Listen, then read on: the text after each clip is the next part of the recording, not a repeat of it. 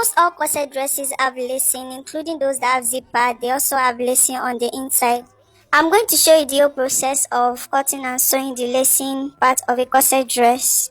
So this is me cutting out the fabric, the pattern, and I add seam allowance, cut 2. I place my fabric on fold to cut 2, and also cut 2 for the lining, and I also interface. Please interface your whole corset piece. You want to sew your boning to the lining, but remember that there is seam allowance on the center back, so avoid that seam allowance. Leave the space for that seam allowance before sewing your boning onto the center back.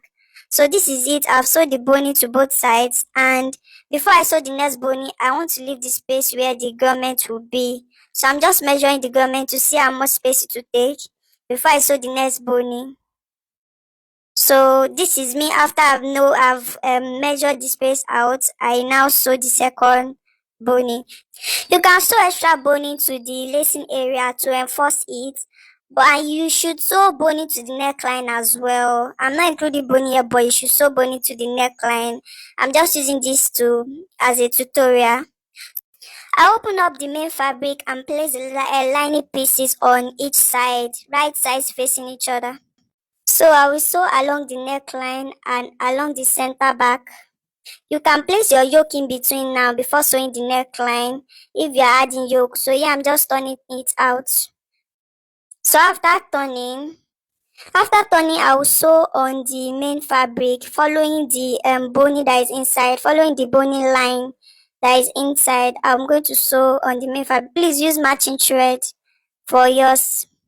So this is it. After I've done that, now it is time to insert my garment. Now I'm just marking the placement of the garment. Yes, I use 1.5 inches in between. So I'm using the soldering iron to open hole that I will insert where I will insert the garment. If you don't have soldering iron, you can message me to order. So this is it. I'm just fixing the garment. If the hole is not big enough, I'll use the soldering iron again to make sure the hole is big enough, and don't make the hole too wide. So you're going to repeat the same process for the other side of the corset, and this is what we have. Please follow for more tutorials.